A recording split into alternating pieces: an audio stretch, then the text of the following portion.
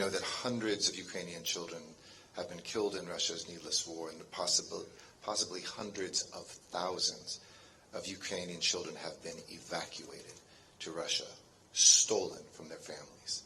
But diplomacy requires good faith and a desire for peace. When folks ask for a diplomatic solution, it requires all parties to come, and Putin's Russia appears wholly incapable of either. And who's paying the price now are the children of Ukraine. We can only work for justice, call this war illegal, take these anniversaries, as sad as they are, together, to see that we are not alone, as we look across this room and see each other's eyes and hearts, single-handedly trying to drag our world back 80 years ago to the darkest days of the 20th century. But in the midst of that darkness, we have the light of the Ukrainian people and the Ukrainian nation, who are already renowned for their resilience, for their bravery, but words that were maybe abstractions until we witnessed them in the images that we have witnessed over the last 2 years. An inspiration. And I want to make sure you hear that and feel that, because I know you don't feel inspired every day of a war, but you've inspired us, and all of us stand with you, to see the evil price that this illegal war has stolen from you and what it's visited on this innocent nation's innocent children that you see pictured here. When Europe still smoldered from World War I, Eglantine Jebb, the founder of the organization Save the Children, adroitly and tragically stated, "Every war is a war against children." Ukraine's children are struggling. Ukraine's children are dying. And figures gathered during the fog of war need to be verified. And as I was just talking with the Deputy Foreign Minister, we don't even know the actual numbers. But we know that hundreds of Ukrainian children have been killed in Russia's needless war, and possibly hundreds of thousands of Ukrainian children have been evacuated to Russia, stolen from their families, separated, isolated, and wholly unaccounted for.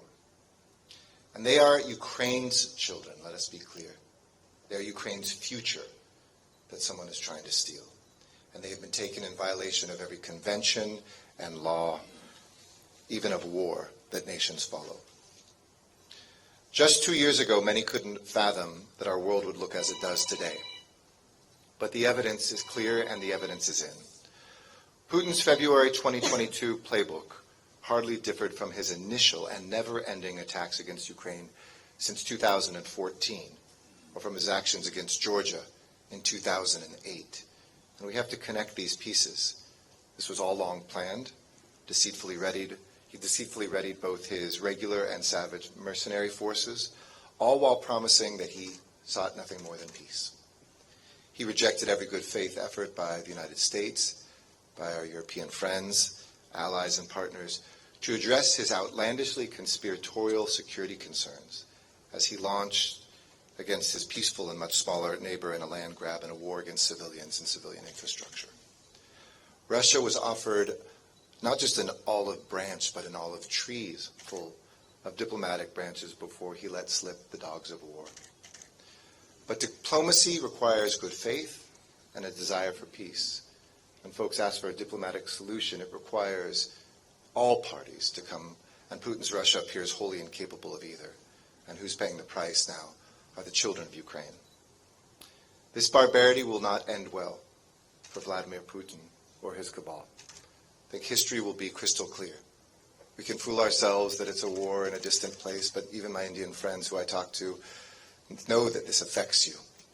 The idea of sovereignty and borders, which are so important in this country, the global markets that have been disrupted, the suffering that we have seen, and others who think that war is the way forward. The peace-loving peoples of the world stand with us. History is watching, and they know that the worst and most base aspects of the Russian war machine are turned against civilians. Rules that are not supposed to be violated. We watch every single day as cities and regions are burned in the world's memory to be forever synonymous with horrors and war crimes again. Odessa, Crimea, Mariupol, the latter looking today just as it did under the evil heels of the Wehrmacht in 1943. But unfortunately, we now are the witnesses in our lifetimes as that list becomes longer. The Babi Yars, Malmedis, the Katins, and henceforth we will shudder when Bucha and Borodinyak and Avdiivka are mentioned as well. We have to believe and have faith that one day this will end, as all wars do, that there will be accountability and that freedom and democracy will prevail, because we can't believe in anything else. We pale at the thought of any other outcome. But what of this battered nation, and what of these killed and stolen children? The costs of building Ukraine, rebuilding Ukraine, are unfathomable. But more, something you can't put a number on, is to rebuild the human losses that never go away, that will always be beyond our reach.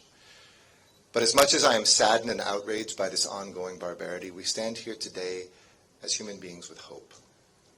We can only work for justice, call this war illegal, take these anniversaries, as sad as they are, together, to see that we are not alone, as we look across this room and see each other's eyes and hearts.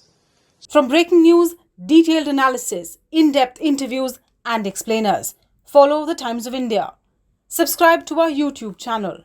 Don't forget to like our videos and hit the bell icon to stay updated with the latest.